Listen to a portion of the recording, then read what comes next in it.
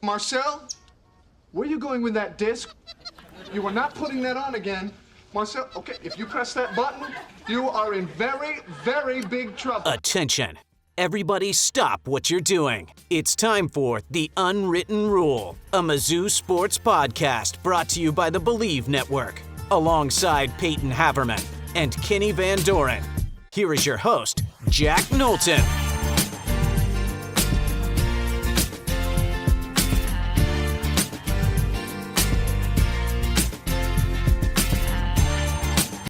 Welcome back to The Unwritten Rule. Today is Monday, August 17th, and it's a two-man show talking about the trenches. Payton Haverman, Kenny Van Doren with the Believe Network, brought to you by FanDuel. We're going to be talking about the offensive line and defensive line ahead of the 2026 season for Mizzou football. Got some quotes from Eli Drinkwitz about these position groups as well, and what's going to kind of come next as we piece these players together and get our best understanding of where these two units look like and where they stand heading into this upcoming season. It's already halfway through fall camp. Man, it's flying by, Peyton. Feels like 2 weeks from now, which will be 2 weeks from now, the start of the season. We're going to start it off like we always do, just offensive linemen. No Jack here to moderate this, Peyton, but unfortunately I know most of the roster might have a little bit of trouble with some of the walk-ons once we get that far, but you want to go with offensive linemen first. We'll go back and forth like we've done, just naming players until we can't. We'll start with offensive line, and then later in the first part of the show, we'll get into the defensive line. Okay, so I'm going first. You're going first. Whit Hafer. Luke Work. Khalif Canty Jr. Chase, Missouri. Ryan Justice. That's a good one. You know where he's from? Somewhere in Missouri. I don't. Washington, Missouri. Okay, Caden Green. Is Hafer the one from Joplin? Yep. Yeah. Okay. Who'd you say? Caden Green. Yeah. Tristan Wilson. Someone had to get to this. Dominic Giudice? No, I know we've done it, but do you have it? No, Eli Hoff tweeted it. Correct. That was ages ago. Giudice? I'm calling him Dominic G. Okay, Dominic. Because we've heard 50 different ones. So Dom G. Logan Reichert. Curtis Piegler. Oh, that was my next one. Okay, now we're in kind of Jack Lang. Yeah, I was gonna say Braylon Ellison. Damn it, that was like the last one I might have known. Zach Owens. Yep, that's good. Zach Owens. Who else is in that swing tackle one that we mentioned everyone? Oh, did we say Logan Reichert? Did you say Logan Reichert? I said Logan Reichert. You said Logan Reichert. I got another one. Please don't say him. Bryson Wessel. Okay. I don't know who that is. He's from Jackson. Oh, he's the Tollison guy. Yeah. Hopefully he's a lot better than him. Colin Sorensen. Yeah, I knew that one was coming off the board. The guy from Kansas State. Oh, man. There's a guy from Kansas State? The transfer. I don't remember this. When did this happen? This past offseason. Is he going to play at all? He's a freshman. He's a sophomore from Jefferson City. Why am I blanking now? I've got another one that. Did you say Curtis Piegler? We said Curtis Piegler. We said Curtis. You said Curtis Piegler, yeah, actually. I did. Man, I'm kicking myself. I got one more, too. Brandon Anderson's off the team. Not one that we can mention. Who else from that freshman class is on this team? I have no idea. This is your domain. I know this is my domain. Oh, man. Dude, I have you on the ropes, Kenny? Because I got one more, and he ain't who you're thinking of. Will Kemna is his name. No, you got him. I don't know who that is, but Josh Atkins. Oh my God. Okay. Great. That has to be everybody. There's no way. No, we're missing somebody. Who? We're missing a freshman. We only named three. On the side? We only named three freshmen. There's another freshman. Who are we missing? We're missing a freshman. I have no idea, dude. There were five freshmen that signed. subtract Brandon Anderson. We've only DJ Jones, Johnny Jones Jr. I hope that's everybody, because if not, I'm out. All right. Offensive line players we missed. Doesn't look like anyone. Okay, we got all the offensive tackles on the interior. Joe Schranz, he's from Kearney, outside of Kansas City. He's a walk-on. We missed him. That was it. Wow, that's pretty good. I knew Joe too. I just cannot remember his last name. That's the hard part. He's got a tough last name, Schranz. That's you, Will Kemna. I have no memory of him. He gained a lot of weight. He was a part of that group that when Kyle put that story together at Mizzou today, there was a good he had some significant weight gain at the position. He looked big too. I saw him at practice in the spring. Wow. Yeah, well, it was a good group. I'm pretty happy with the performance there, I think. Looking at the starting offensive line now, we got a couple positions you can just talk about. Just get out of the way. Caden Green is the starting left tackle. Should not ever move again. Yeah, he'll never move again. Dominic G at center, as Payton wants to call him. Curtis Piegler at right guard. And then the two positions that maybe had some question marks. We knew about some position battles.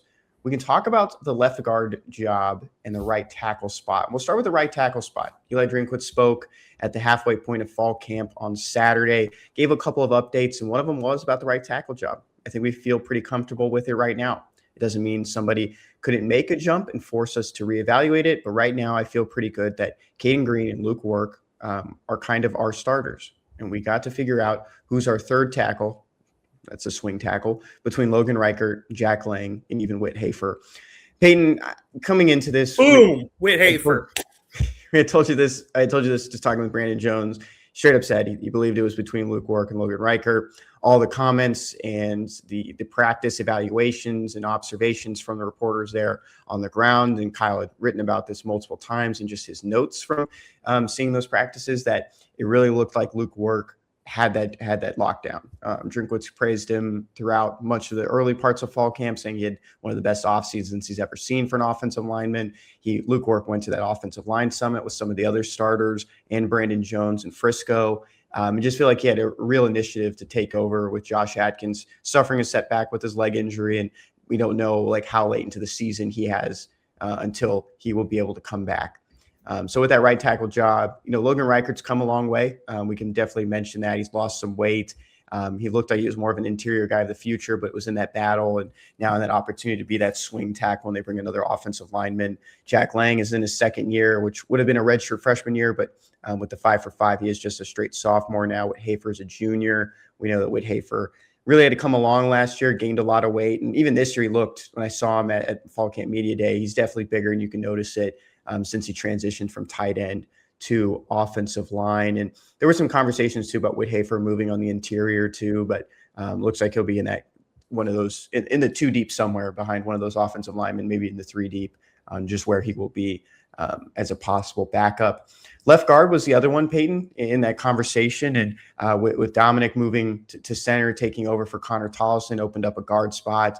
And it looks like it's probably Tristan Wilson's job to take. Zach Owens is also in the conversation, but this was from Drinkwitz on Saturday. Tristan has developed himself into a starter in the SEC and really one of our most versatile players, with holding Dominic out today for a scrimmage at a close scrimmage on Saturday.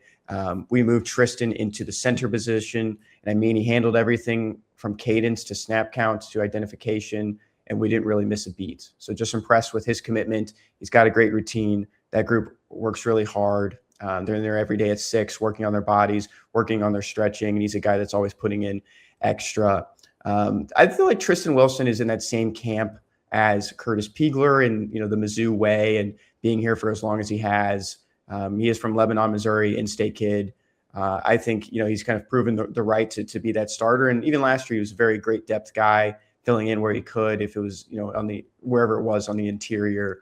So I think the offensive line looks pretty set going into the 2026 season, which I will say I do appreciate.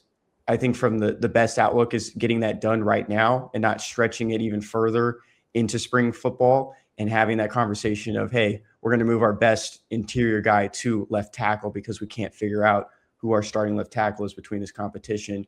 I think Mizzou is taking the right step forward in this department.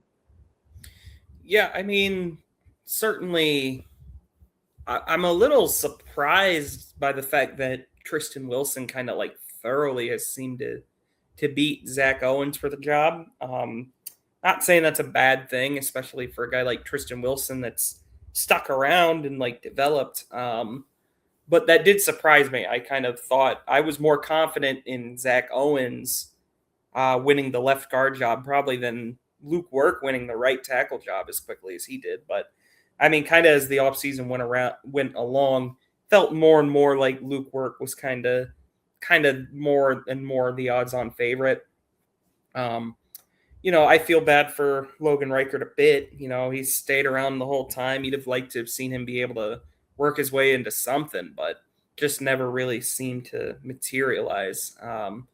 But I certainly think that it's more on the good side than what last year's O-line was looking like when they had to very suddenly move Caden Green because of what the left tackle position was looking like. They did not move Caden Green to left tackle because Curtis Piegler 100% stole the guard job. That was out of necessity. But it did, in a roundabout way, work out.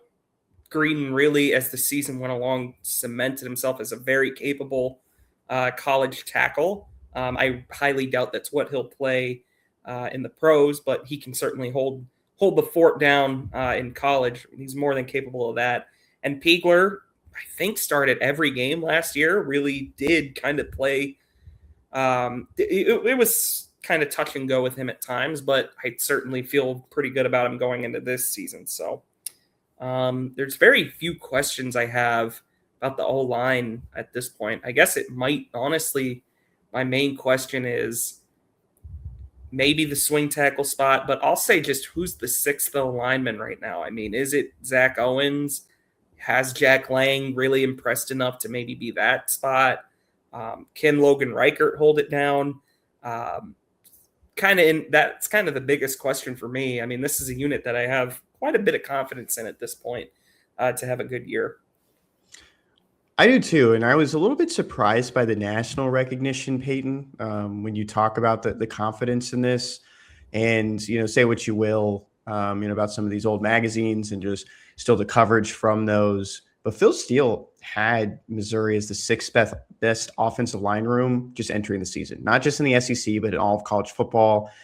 There is a lot of experience on this offensive line, not even just from the SEC, but from the Big Ten, with Dom coming over from Michigan ahead of last season. And I think it's a very deep room outside of Caden Green. I don't think you have like this, pure NFL talent necessarily, or just, a top NFL pick. But we said that last year, and Mizzou had an offensive tackle taken on day 2 of the NFL draft. So, I mean, someone could develop into that as well. Someone could really, stretch this offensive line and make it even better. But I think Luke Work, just everything we've heard has been very positive, and he came from a Mississippi State offensive line room that did not have a good season last year. And you saw that in the Mizzou-Mississippi State game. That was the talk of that offense, is that the Missouri defensive line was giving it hell the entire time. And even after, I was sitting in the press conference, and most of the questions Coach Lebby got, Jeff Lebby got about, what went wrong was around that offensive line against Missouri late into the 2025 season. But it just seems like the flexibility, the versatility of some of these offensive linemen too does bode well with the athleticism and what they've been able to do with Brandon Jones. Luke Work has played on the interior. He's going to be out at tackle. Caden Green has thrived on the interior. He's back at tackle for a second straight season. So I think there's just a lot of positives here. My question maybe is just about that right tackle play. Yes, we have heard positives about Luke Work. Let's see it in action. The PFF grades from his sophomore season weren't as good as his freshman year. How will he turn that around as the blindside blocker? We've mentioned it multiple times, but Brandon Jones has, put down those questions of, are there any differences? And it's the same protection. It's the same, trying to beat the guy that's in front of you and not get beat. Not something they're worried about too much, and not anything that they really have to take a different approach with. It's just, protecting that side that Austin Simmons can't see as a left-handed quarterback. Prediction, Payton, your prediction for this offensive line. It's hard to quantify evaluate the play. Like last year, I had a player-related prediction. It was mostly, as we'll get into, related to how bad the left tackle competition was looking. This year, I don't really know that I can make. I guess I can make a prediction that like Zach Owens is the sixth alignment, but that doesn't feel quite right. I'll say the O-line looks even better in the run game than it did last year. And it's hard to quantify that. But I will say Ahmad Hardy had an exceptional season, no doubt. But there were some games where, and it's not entirely the O-line's fault, but he just was bogged down. Like the teams would stack the box and Mizzou couldn't do it. Again, that's more of a quarterback issue than an O-line issue. If the quarterback play this year is worse than last year, quite frankly, we are wasting our time talking about anything. But I think about the Oklahoma game where Hardy had little room to run. I think about Alabama where it took Hardy forever to get going. I think about Auburn even. That was tough sledding. I think this year you're going to get a more bulldozers up front is, I guess, the best way to put it in the run game. And I think Ahmad Hardy and Jamal Roberts, whenever Ahmad Hardy gets back, are gonna benefit from it. When we look at it for next year, or maybe just even at the end of the season, if we can come to it, if we want to look at these predictions again, we can compare the PFF grades. Jack has the login for that, so I can't get into it right now. But we can just probably compare run stop, or just run offense. Run blocking from the offensive line and just kind of look at the averages too of those starters and maybe just as the unit as a whole. Payton, would you like your prediction from offensive line from last year? Pretty positive I know what it is, but go ahead and read it. Whit Hafer earns left tackle reps. Yeah, did he play left tackle last year, like in any blowouts? Because technically that would be the point. I can pull up his Mizzou page. Definitely has. Would it even say if he's left tackle, though?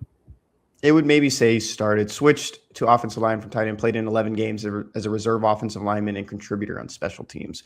So it'd have to be something we see on. I can't really. On PFF. Say 100%. Maybe that was right. Jack said, I know we read these last show too, but Jack said Keegan Trost earned some late round draft buzz. That's, he undersold it. How about that? Him. That's funny because you and I were like the Keegan Trost brigade. Yeah, he was the one that had the prediction about him. So I said Henry Fanuku earns an appearance at either right guard or center.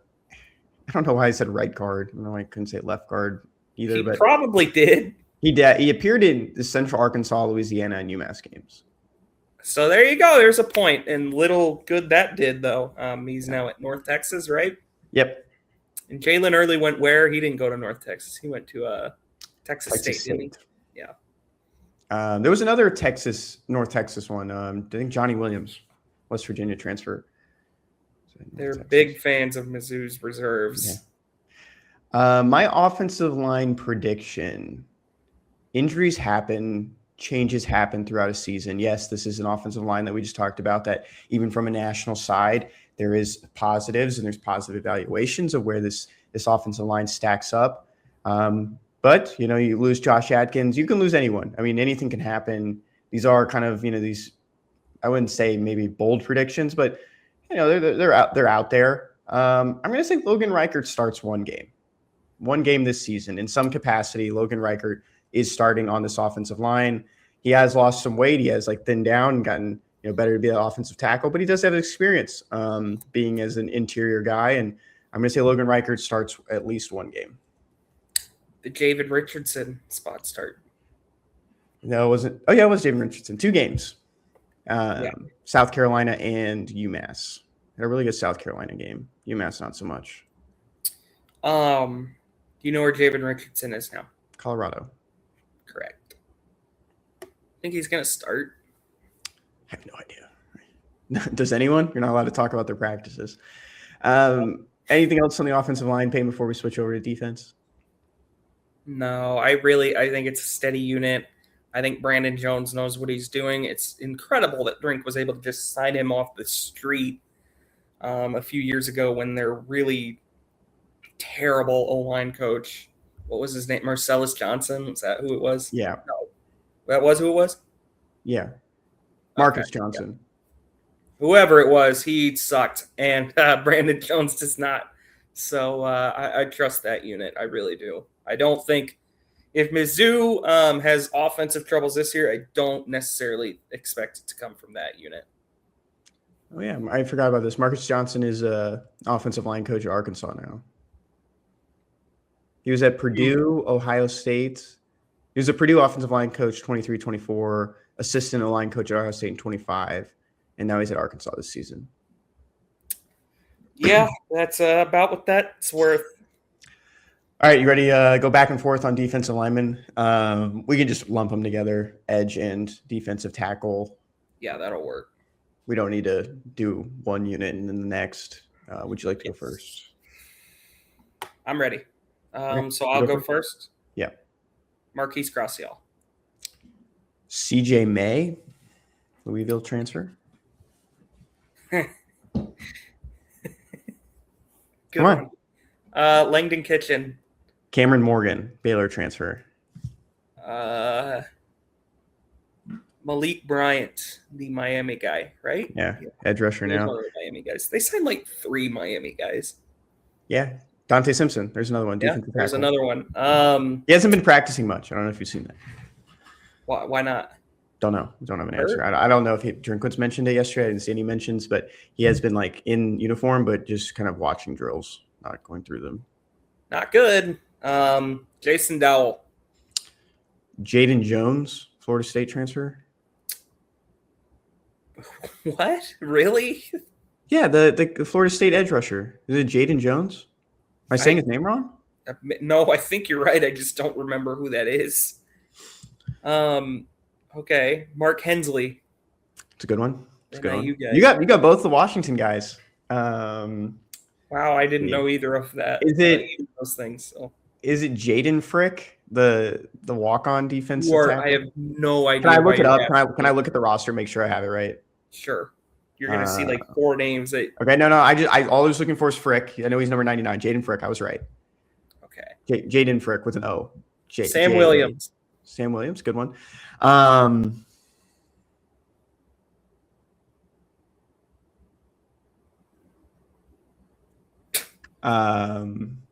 Smith. Darris Smith. Elias Williams. It's a good one. Who else did they get in the portal? I don't know. Dayton, not a portal guy, but Dayton Hopkins. Oh, yeah.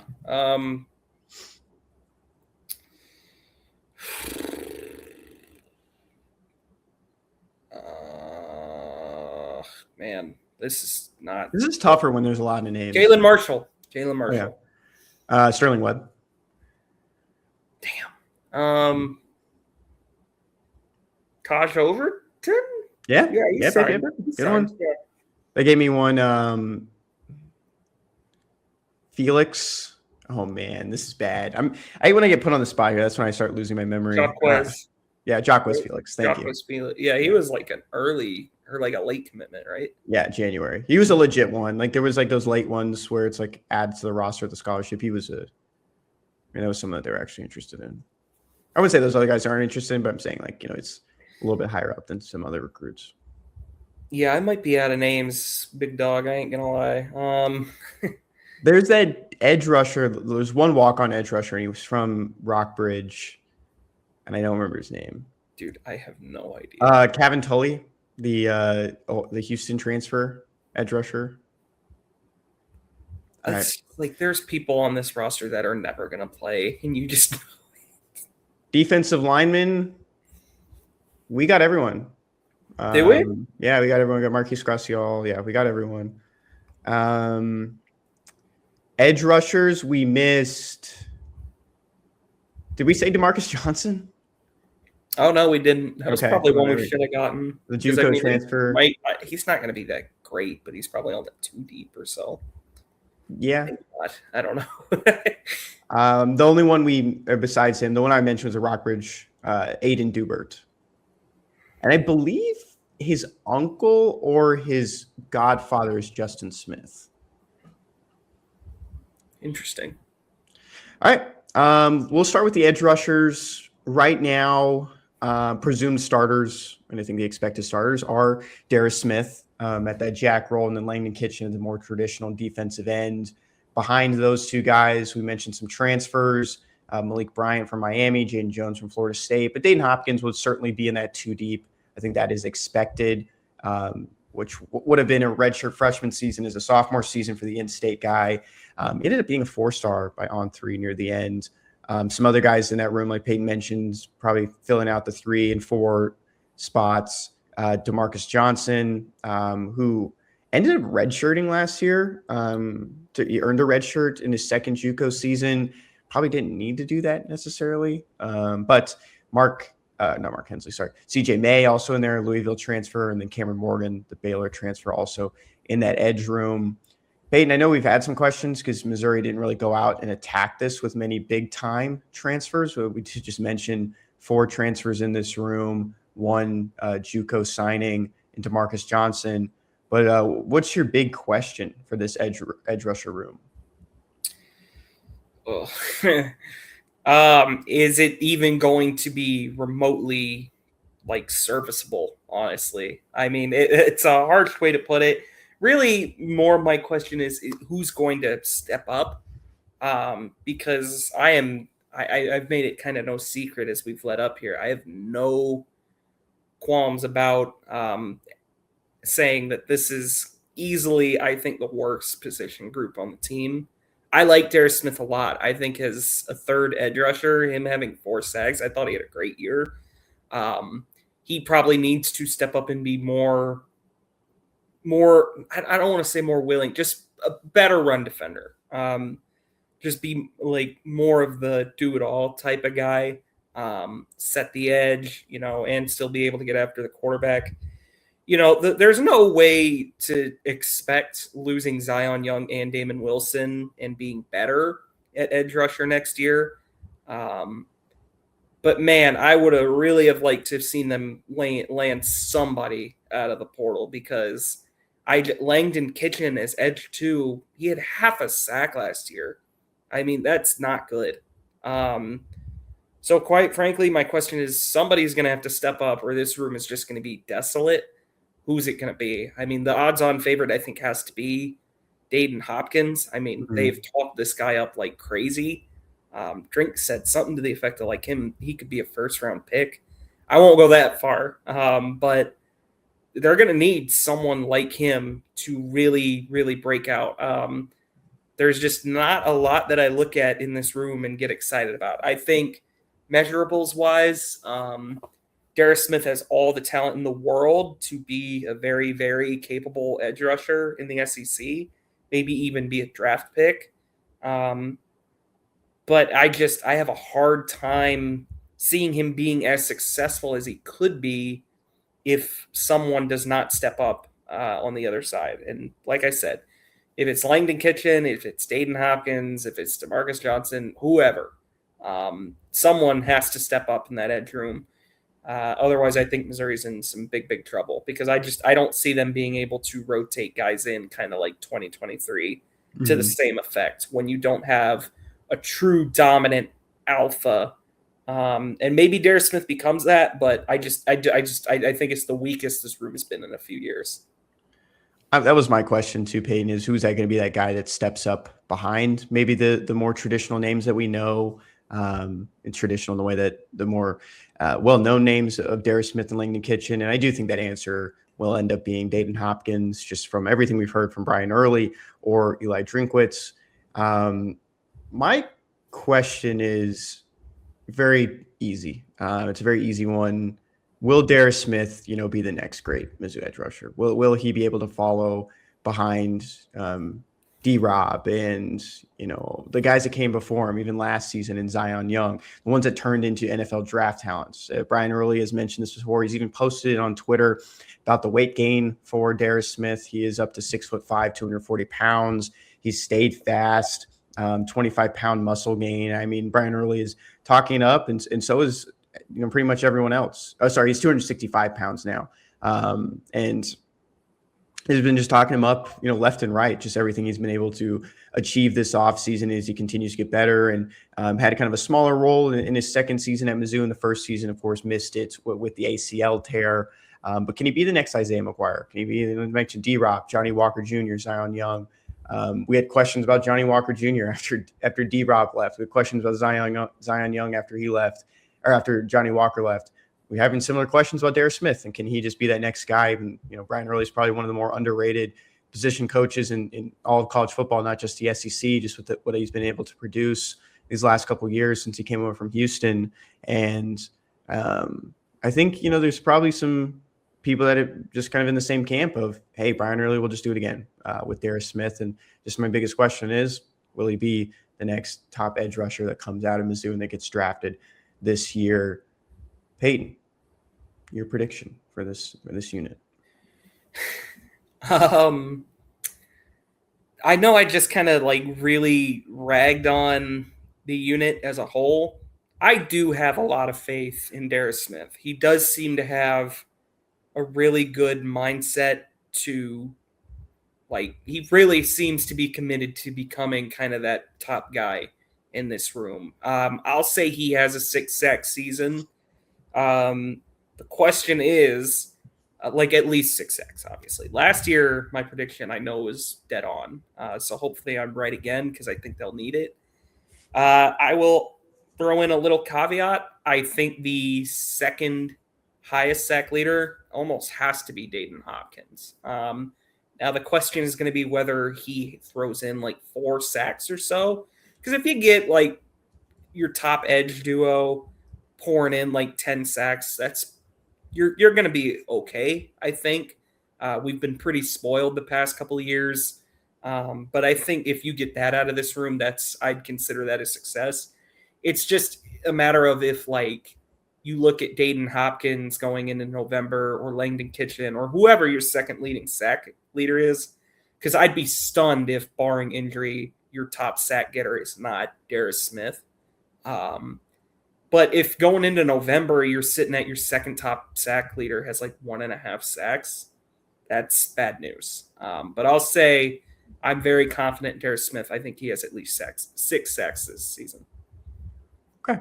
I'm going to save my prediction for defensive line, for the interior defensive tackles.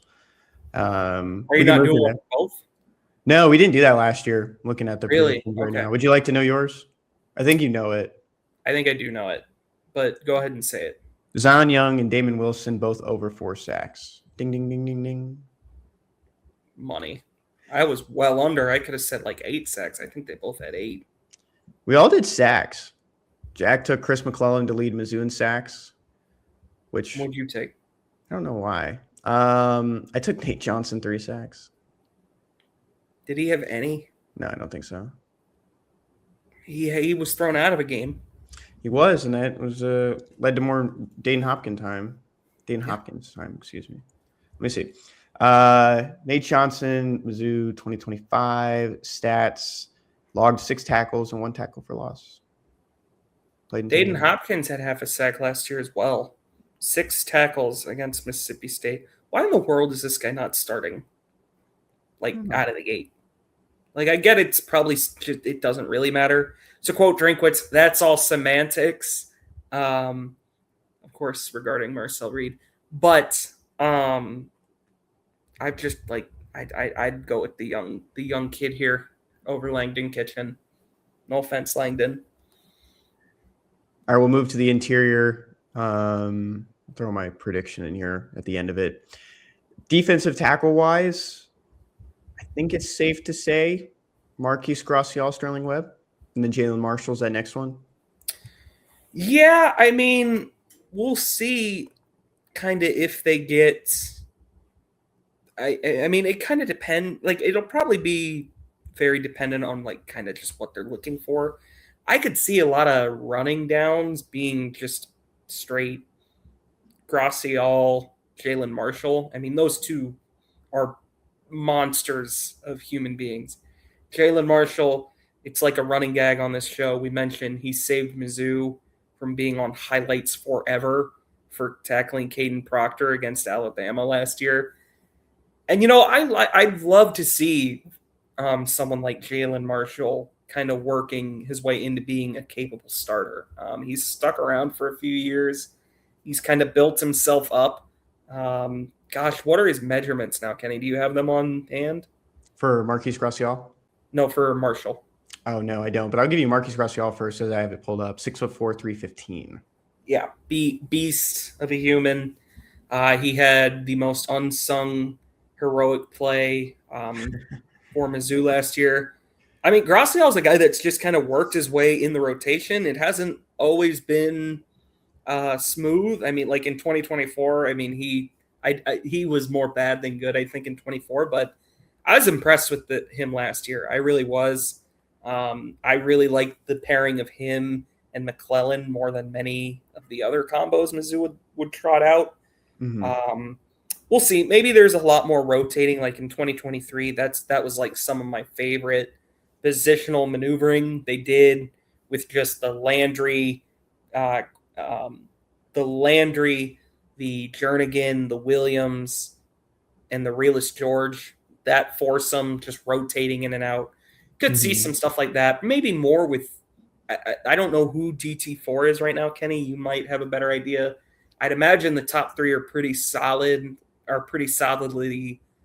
Gracial, Webb, Marshall, with Marshall and Webb kind of like Webb is who you most likely want in there for pass rushing downs. He's smaller, a bit more nimble, showed a bit of juice as a pass rusher last year. Certainly a useful player. But yeah, I think we're going to see a lot more Jalen Marshall as well. Yeah. I think probably the best way to do it is also say like Will Sterling Webb. He is back. He was back at the start of fall camp after he got his temporary restraining order against the NCAA, gets that 5th year of eligibility. He was back at practice right away. But was he with the team throughout the whole summer? What was he doing working out? All this, as he went through what it looked like, the end of his college career. Will he be, ready to be that starter on day one? I think realistically, you are thinking Marquise Gracial, Sterling Webb, Jalen Marshall, and then Jason Dowell, second-year defensive tackle is probably your 4th right now. Don't really know what the case is for Dante Simpson, a transfer from Miami, and what he's been dealing with. But Sam Williams is also in there as a 4th-year guy now, which is crazy to think that he's been around this long. Mark Hensley as well. 4 years, really? Yeah, he's a redshirt junior, but he's a senior in terms of the new 5-for-5. Mark Hensley, the transfer from Northern Illinois. I don't think you get Mark Hensley if you know that Sterling Webb is coming back. He was the insurance for losing Elias Williams to injury in spring football. So I don't really know how he fits in that equation. And you have Taj Overton and Jaquez Felix among the freshmen in that room. Questions, Payton. Biggest question for offensive line or defense, interior defensive line, excuse me. Oh, Jalen Marshall measurables, pulled it up. Sorry. 6'4", 335, career high 17 tackles last year. There you go. Big man. That's awesome. I mean, again, D tackle's a spot Mizzou's been rather spoiled at for a few years now. D-line in general has just been awesome, in my opinion.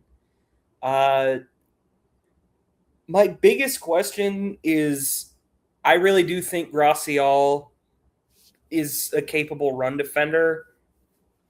Can he maybe do, and this was, I think, maybe my question last year, the opposite way with McClellan, is I remember thinking McClellan was a great pass rusher. I wondered if he could step up more as a run defender. Kind of the inverse for Gracial, I think. I think my biggest question is, can Gracial step up and really be a great all-around D tackle? Can he show some juice in the pass rush? Can he still be kind of that guy that's capable of just getting penetration and blowing up run plays like he did? against Auburn on the 1 yard line last year. One of my favorite plays ever. I think if Marquise Gracial does that, he's a draft pick, like 100%. Chris McClellan was a 3rd round pick last year. After he showed like a great all around game, I don't think Gracial's incapable of that. He's got good measurements. He's a beast in there.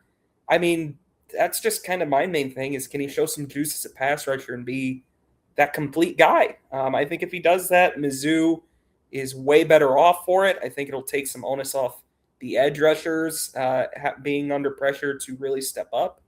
And I think it'll help whoever's next to him, depending on if it's Jalen Marshall, Sterling Webb, whoever. I think Marquise Gracial is a big X factor for this defense this year. You're muted, but good try. My question was very similar to yours, Payton, in terms of 2 in-house guys, 5th years, Marquise Gracial, Jalen Marshall. They both had career highs in tackles the last 2 seasons. Marquise Gracial got up to 16 in 2025. And I just mentioned earlier, Jalen Marshall got up to 17 as backup interiors. If both those guys are starting on the field, say, 1 week this season, even if that's week 1, that's a long time coming for those 2 guys. I think they have nothing else all they have to play for is this season. And this season will dictate if they play beyond it. If that's in the NFL or any of those professional ranks, we'll see where that goes. But I think these are huge 2 seasons. And just talking with Chop Harbin, the defensive line coach at the start of fall camp, is that he said both these guys improved mentally at the same time. They started to understand a little bit more. They've matured and grown. Even Marquise Gracial mentioned in his press conference this past week of maturing and even admitting that early on in football, or just college football, he probably wasn't taking as seriously as he needed to. So my biggest question is just what kind of legacy can they leave on this defensive tackle room this season? We've seen it before where a lot of these transfers come in and leave the biggest impacts and make it to the NFL, turn these second chances at Missouri into professional opportunities.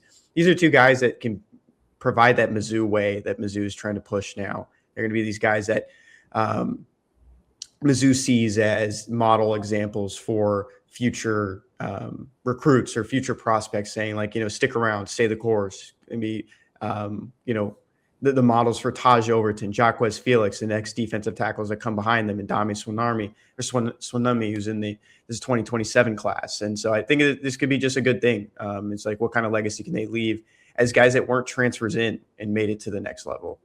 That's my biggest question for this defensive tackle room. What's your prediction? My prediction, mention those 2 guys, Marquise Gracial, Jalen Marshall, the 16-17 tackle range. Jason Dowell's gotten a lot of buzz. He's going to be playing a lot of football this year in that 2 deep at the defensive tackle spot. Maybe this is a bold one. 15 tackles for Jason Dowell in his 2nd year of college football. That is bold. I mean, how many did... The room is there. There's space there to play. I'm not disputing that. It's not really a room you see a whole ton of tackles at. I mean, last year, for example, Gracial had 8. No, the solo. I'm saying total. 15 total tackles. Okay. Marquise Gracial last season had 16. So Marquise Gracial had 16 then. Okay, yeah. I see what you're saying. Yeah, I can see that. I mean, that would be a very, very good development for Mizzou if Dowell's able to kind of step up. I mean, that would be awesome to see some of those high school guys really just keep taking steps forward. Mm-hmm. That's going to do it. Position preview. Talking about defense. What was your prediction last year for this room again? I already said it. I forgot. Nate Johnson, 3 sacks. Yeah. Came over with a lot of pedigree from App State. He had some good seasons there at App State, 2 years there. Doesn't always work out. Anything else, Payton?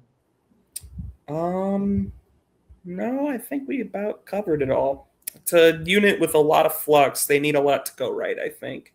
And I'm talking more edge rushers than D tackles. Mm-hmm. But D tackle, I don't think is as big a slam dunk as they have been in the past few years as well. Linebackers, defensive backs coming up next. Not together, but in the next week. We'll be talking about those 2.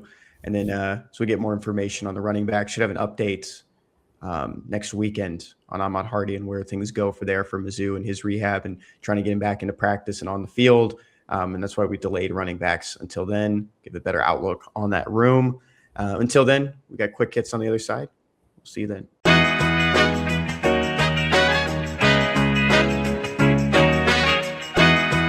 Quick hits time. No daily dozen trivia because I got regular trivia for you this week. Payton. Yay! I love regular trivia. It's Kenny's Sports Shorts. Ken's Sports Shorts. It's back. Yes. Do. It's the music. We should play the old fraud theme song. Yeah, that was an intense song. Single season 3-point record holder at Webster Groves. Do you know who it is?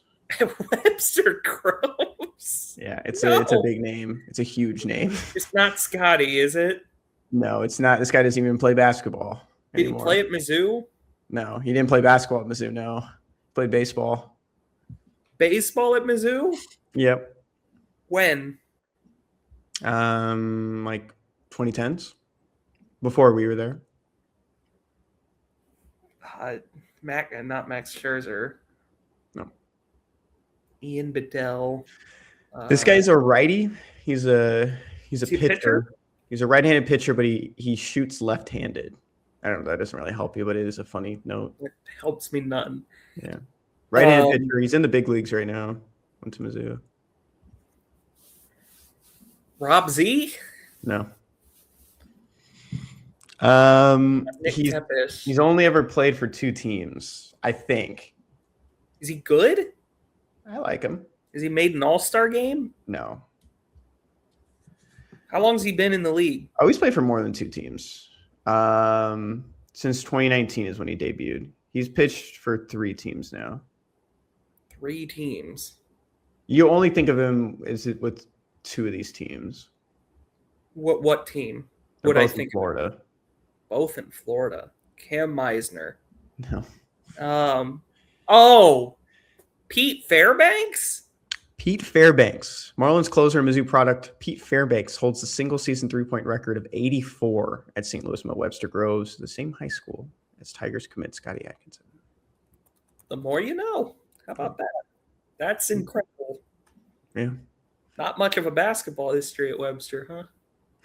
All right, pretty good players. Pretty good players that come through They there. got Scotty now. All right, and They've had some good players. Like who?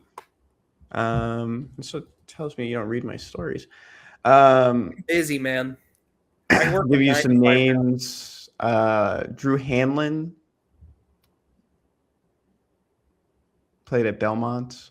Courtney Ramey, that was a big one. Courtney Ramey played at Arizona and Texas. Okay, so they've leagues. They've put some guys in some high level basketball. Yeah. Yeah. Cool. I didn't know that. Is Scotty going to break his record? Is he close? I don't think so. So Pete Fairbanks was just a hooper. Yeah, I think Scotty has gotten close to like 54 in the last couple of years. So I don't think it would probably take like a crazy season to get over that. He does a lot of driving. Like he doesn't just shoot threes. Maybe we should be a little selfish this year, Scotty. Let's touch our name in the record books. Tigers in the Wild. I feel like I've done a good job about this, Payton. Running into people? Running into people. I ran into Sean Hendershot at Target on Friday, a true Tiger in the Wild, former Missouri tight end from Overland Park, Kansas, played 4 seasons for the Tigers. So I'm at a wedding, actually, in June, and ran into him, talked to him a little bit, and thought this was the ideal Tiger in the Wild. What'd you talk about? Just what he's been up to, his jobs, stuff like that. Very nice. This is the second time you've run into Sean Hendershot. Yeah. I guess the first running into was at a wedding. Yeah, this is more in the wild. Yeah, much more wild. Well, your Tigers in the Wild. My Tiger in the Wild, Tigers. It's going to be a 2021 QB controversy at Mizzou. Brady Cook and Connor Bazelak played in the Jets-Buccaneers preseason game. Bazelak's team won, but Brady Cook, I would say, had the better day. Brady Cook, 9 for 15, 108 yards. No touchdowns, no picks. Did take 1 sack. Bazelak, 12 for 20, 72 yards, one sack he took. No touchdowns, no picks as well. He played the entire first half, I believe Bazelak did. Jalen Daniels, who notably lost to Missouri last year at Kansas, played the entire second half. Cook is battling for a backup spot. I think he's battling for the third QB spot in New York behind Geno Smith. I think Cade Klubnik's pretty entrenched as the second guy. Brady Cook played a lot better than Bailey Zappi in this game. Zappi went 6 for 10, 55 yards, no touchdowns, 2 picks. And Brady Cook is, of course, not Bailey Zappi. He's only been in the league 2 years now. I think there's a lot more upside with Brady Cook than Bailey Zappi. So, I don't know. You can kind of pick who you want to say won the 2021 QB battle here. I kind of give the nod to Brady Cook. I think he did play better, even though his team didn't win.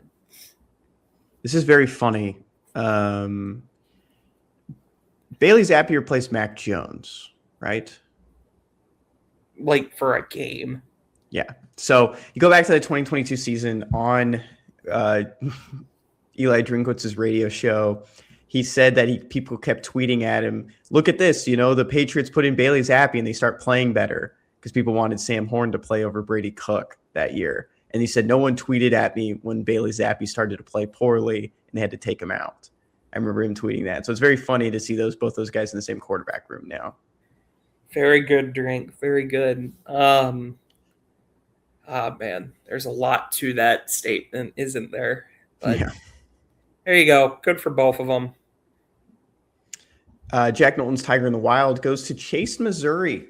We see this at least once every fall, but the Tigers hand out a scholarship to one of their walk-on players, and Drinkwitz said that it was a good video on the Mizzou Tigers social medias accounts, and Drinkwitz said that Chase, Missouri always puts the team first, always comes out, does his job every day, and you've seen it before where a lot of scholarship players, a lot of starters will give the props to those scout team players, those walk-ons for everything they do and helping getting them prepared for games. And Chase, Missouri has been around this program. I believe this is year 3 now for him and gets that scholarship. And they said that they needed to call his mom. So very big moment for him. If you didn't know this too, I realized this later. He went to the same high school as Zach Owens. Good friendship there. Do they know each other? I'm sure they do. Very nice. Good for Chase, Missouri. Who's not a sucker for those walk-ons get a scholarship video? Perfect last name, too, for that moment. Missouri. Yeah. All right. We move on. Headlines. Trio of schools standing out to 2028 4-star defensive lineman. Easy. How would you say his last name? Creighton. Crichton? Creighton. How's it Creighton? Creighton. Oh, Creighton? Creighton. Yeah. Okay. It's like Creighton. Pretty positive that's how it's pronounced. All right. I'm not going to tell you the trio of schools. I will just tell you that one of them is Missouri. But the reason I brought it up is that Easy is not so easy. This is he is a huge defensive lineman in the 2028 class. Originally from Australia, plays at Cardinal Newman in Santa Rosa, California. Some of his rankings are put up on the screen. Nationally, ESPN has him up at 50. So his Rivals industry ranking is 276. He is only a 3-star by On3 and Rivals. Pretty high there. Missouri is among the schools interested in him. He is listed an official 6'4", 425 pounds. That is a huge junior prospect. Individual. Very big defensive lineman. This will be one very fun guy to watch if we can see some highlights soon of this season, especially if Mizzou is interested. I found a pronunciation guide for Creighton. Crichton. Thank you, Payton. Crichton. Crichton Sahor. I don't think you pulled anything up for my headline. I didn't. I don't even remember what your headline is. My headline is Cardinals rookie Joshua Baez makes history with 3 home runs in debut. Can you scroll down so I can give credit to whoever wrote it? ESPN News Service is great. Yeah, this is probably the greatest debut I've ever seen. I don't think, is any, maybe a pitcher can top this, but like the only thing that kind of draws a comparison is the Steven Strasburg debut, and I think this is better. I think this is better than that debut. You see two homer debuts every now and then, and sometimes it's guys who flare out. Two homer debuts have happened 3 times in history. One of them, one of them happened with a guy that owned my like travel baseball team. So that's why I just always kind of thought about it. It can happen to anyone. Yeah. They named the 3 players on the Cubs broadcast. I don't remember who. I think I can pull them up real quick. Mark Quinn. That might have been it. I honestly don't remember. Yeah, I mean, look, I'm a Cubs fan, so I was watching this game, and this was the most ridiculous thing I've ever seen in my life. This kid is 23 years old. He 4 came players. I can give you the names. Who? Okay, Mark Quinn, September 14th, 1999. Josh Baez. This is for 2 homers. Yeah. So Baez isn't on here. He had 3. That's still 2. I know, but maybe this hasn't been updated. This is like literally from yesterday. He hit 2. Charlie Riley, 1889. Bob Neiman, 1951. And Bert Campaneris, 1964. Interesting. I thought they said someone did it in 2000, but I was half listening. Yeah, I mean, Joshua Baez, at a certain point you have to just tip your cap because, I mean, some things you're just like in awe watching. I couldn't even hate. Like, I hate the Cardinals, but like that was the most ridiculous thing I've ever seen. We'll never see anything like it again. I can't, like, he has a great story too. With him being very close with his late father. You had the B story, right? What was the B story? Yeah, actually, Mizzou product. Zach Sweet wrote it that there was a bee like falling around in the outfield, and he felt like it was his dad there for his big league debut. And even going back a couple months ago, on the 3rd anniversary of his father's passing, he hit 4 home runs at AAA in one game on that day. Yeah, this kid's got ridiculous pop. Needless to say, I am moved after that performance. We'll see if he's not just a platoon bat. I mean, he hit his first 3 home runs off Matt Boyd, who's a lefty. He faced one righty, Colin Ray, and lined out. So maybe a little platoon bat going on here. I don't know. Nothing wrong with being a platoon bat. It's just you're not a superstar or anything then. But yeah, Josh Baez. I hate the Cardinals, but I'll tip my cap. That was the greatest debut I've ever seen in my life. I was legit interested in this, and no one else will care except us two. Miles Straw doesn't hit many home runs. How many home runs do you think Miles Straw has in his career? Like 6? 13. You've seen like war. Yeah, I have. Guess how much war he has? Like 12. 10.3, which is higher than I thought. And I think a lot of that is... He's a great defender. Yeah. 2021, he had 3.3 career high. Why are you bringing that up? I was just thinking about guys who don't hit many home runs, and I was honestly wondering if he had less than Joshua Baez after one game. I remember you filmed one of Miles Straw's homers, and you were literally going like, "Oh my god!" Like, yeah, he hit it into the Crawford box. Not a very deep homer, but they all count the same. They do. All right. Headline for Jack this week: the wait will continue for Mark Mitchell. This comes from KSR at On3. Jack Pilgrim. Mark Mitchell. Mark Mitchell was not granted a temporary restraining order or injunction to immediately enter the transfer portal as originally requested. Judge Brian Edwards decided on Friday. Instead, he requested that both parties submit additional written arguments by Tuesday, August 18th, with an opinion to follow by the end of the week. Usually these moved pretty quickly. We saw that with Sterling Webb. It felt like within 15 minutes, we knew that he was getting his TRO. That is not the case for Mark Mitchell. Of course, he is doing this in Louisville, Kentucky.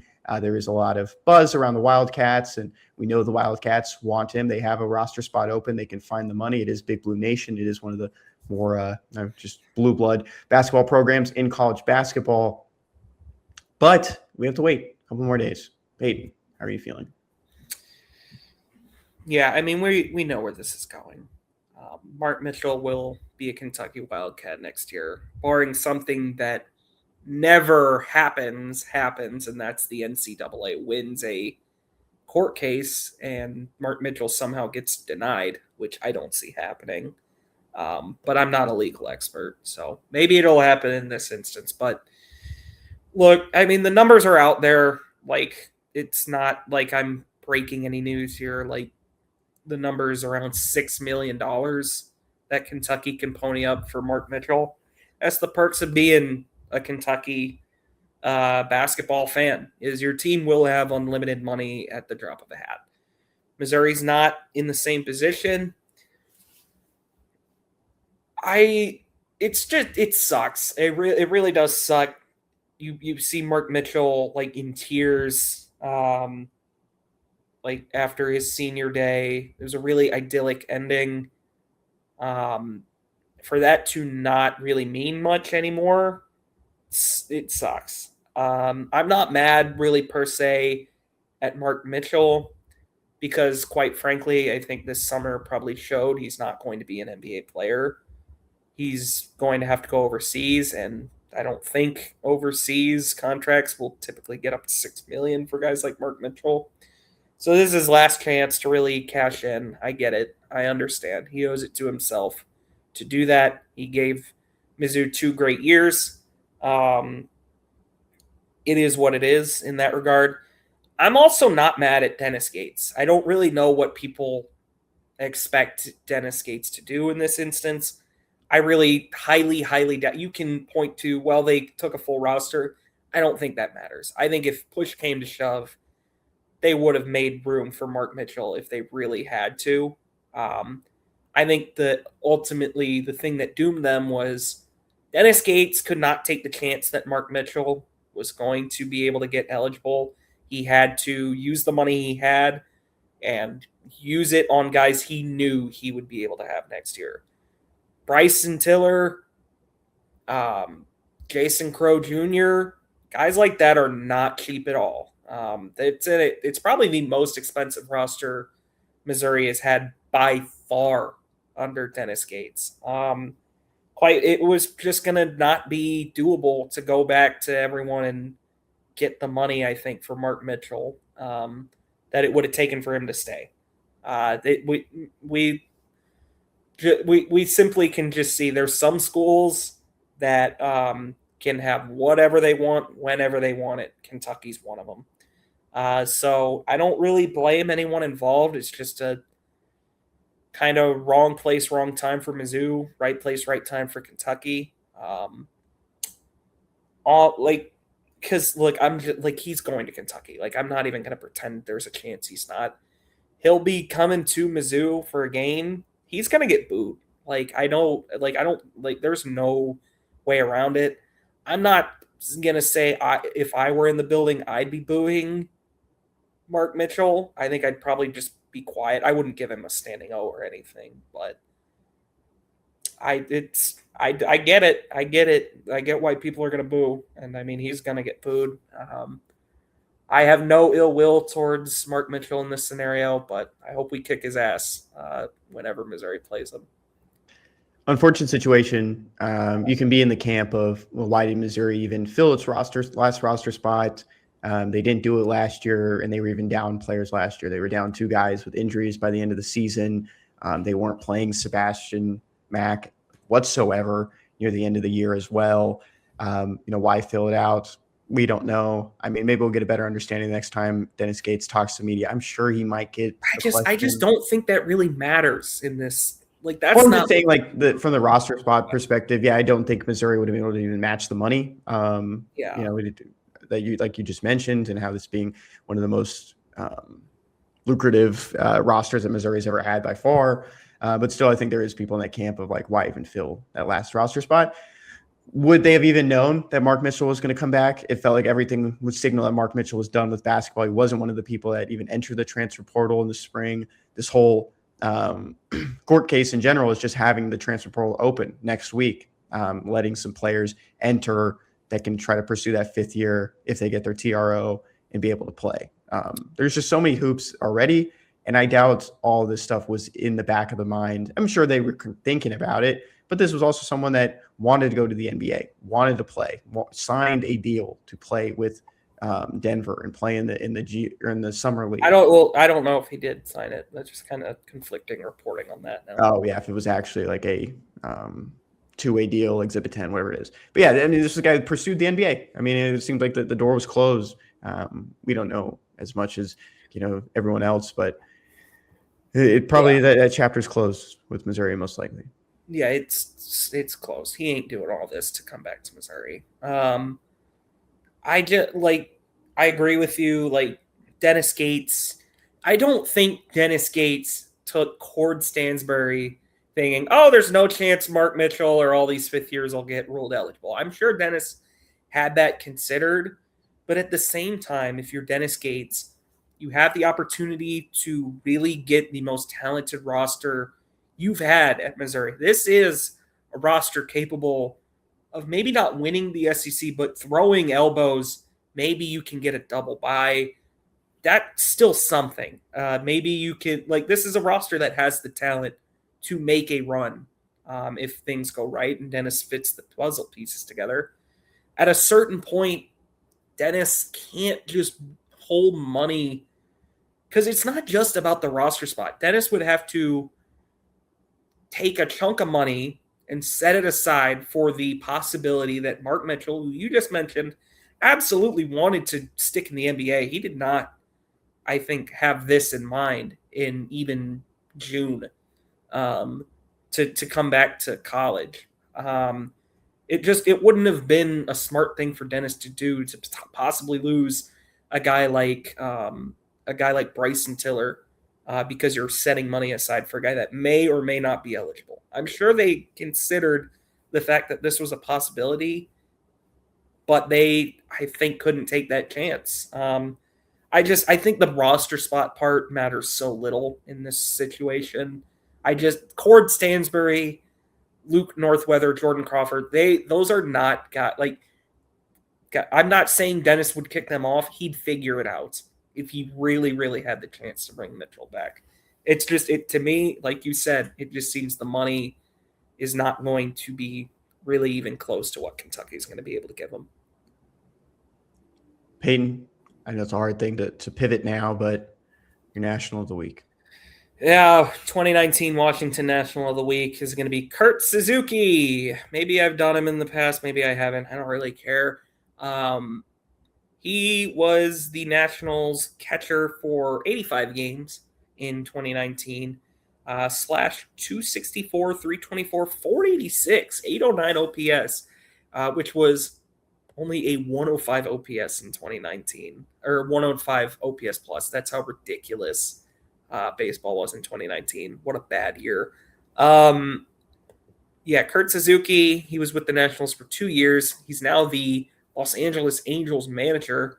It's a pretty notable photo of him after the Nats won that World Series as well. But the less said about that, the better. Kenny, do you have any Kurt Suzuki thoughts or anything of the like? No, it's that one photo of him and Donald Trump. That's the only thing I can ever think about with Kurt Suzuki. I can't even picture him in an Angels hat. Like, just calling him the manager of the Angels is just crazy to me to begin with. He might not even be the manager in a couple months. Exactly. Things aren't good there. But we'll go ahead and pivot to joke from there. This one comes from our favorite TV series, The Today Show. Kenny, when is a car not a car?